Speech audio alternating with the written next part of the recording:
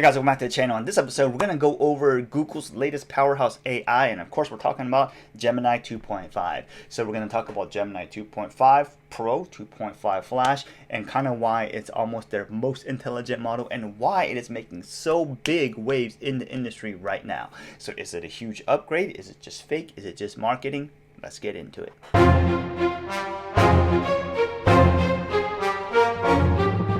So what is Gemini 2.5 and how is it different than its previous competitor? So obviously there was Gemini 2.0 and there may have been some other ones, but Gemini 2.0 was the latest, more standard adopted one like GA. But basically the Gemini 2.5 is what they call a thinking model. So what does that mean? It means there is a thought process, a chain of thought on how the model got to the step or the conclusion that it arrived at, and it spits that out for you, and you can kind of think of it as reasoning in terms of how it actually got there, the thought chain process.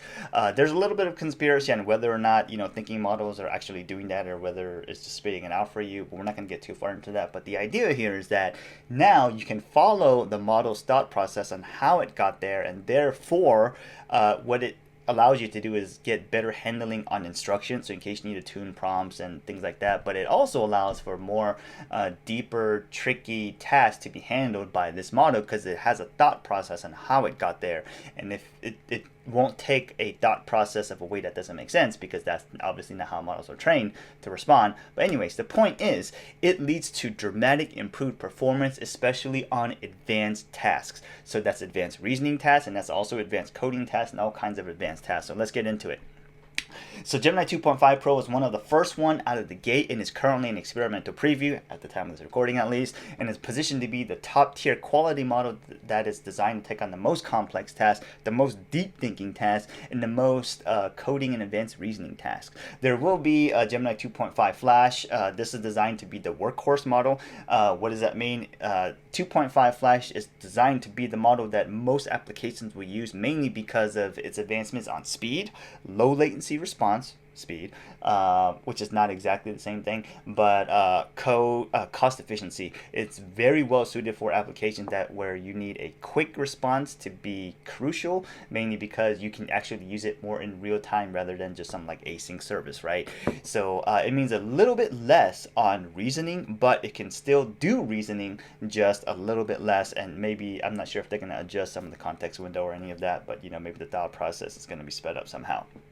So let's talk a little bit about the numbers. So as of right now, the Gemini 2.5 Pro, even though it's experimental, it's still right now #1 on LM Sys Chatbot Arena leaderboard, with significant leads boosting scores around 1440. The leaderboard currently relies obviously on human vote and human feedback to figure out which output it it prefers. But right now it has been the #1 spot, and it is comparable to the latest models of, let's say, GPT-4 and also Claude in head-to-head comparison.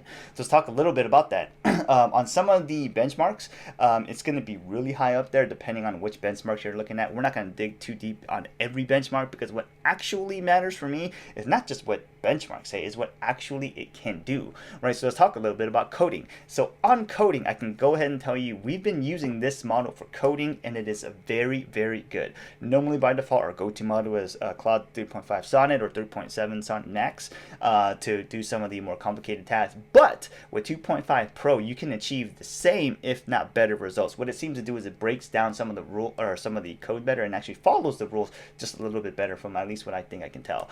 So it's got a little bit better benchmarks than industry standard, or all the other users or reviewers are actually saying, in a more of a consensus model, that this one does seem to be hanging up there with 3.5 and 3.7 Sonnet. So take that with a little bit of grain of salt. The other thing that it can do now is multimodality. So it can natively handle text, images, audio, and video, which allows it to also score better on some of those multimodality benchmarks, right? So it's going to be high up there, above like 80%. So how does it compare to 3.5 and 3.7 Sonnet, as we were just talking about? So as everybody knows, in the software development industry or technology industry, 3.5 and 3.7 Sonnet are the go-to de facto ones you want to use for coding, mainly because those are the best models that end up giving you the best results. Yes, you still have to massage it a little bit and things like that, but 3.5 2.5 Pro actually hangs up in there, if not exceeds the performance on some of those, especially due to the reasoning and some of the breakdown of the ability to break down the code and some of the projects and some of those complex tasks, right?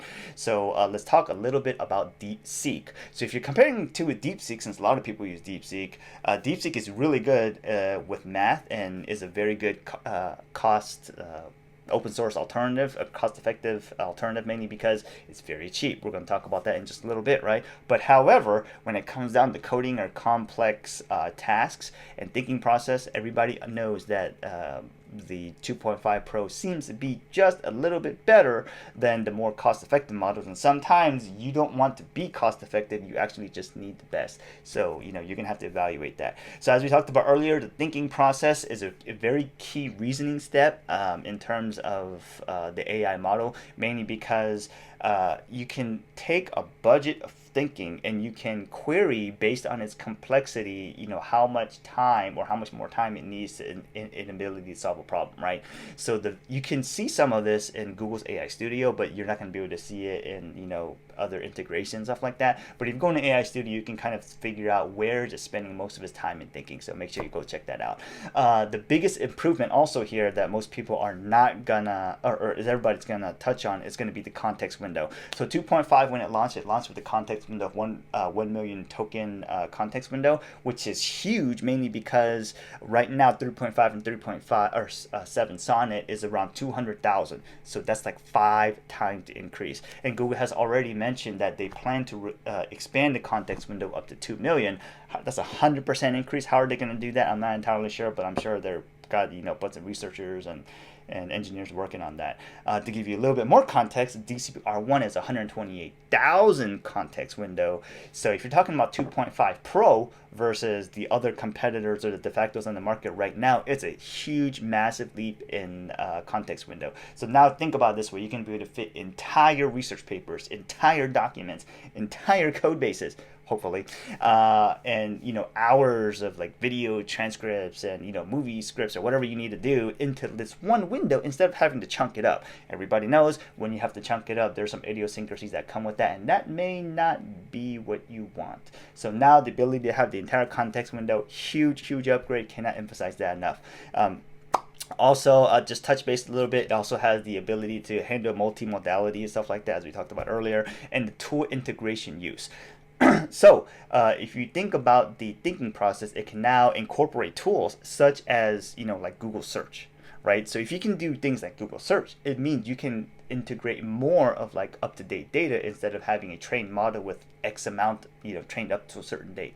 That's going to be huge. The biggest thing that I noticed the most is obviously the agentic capabilities, such as like coding and performing multi-step tasks, especially with the context window. Now you can perform multi-step tasks even better.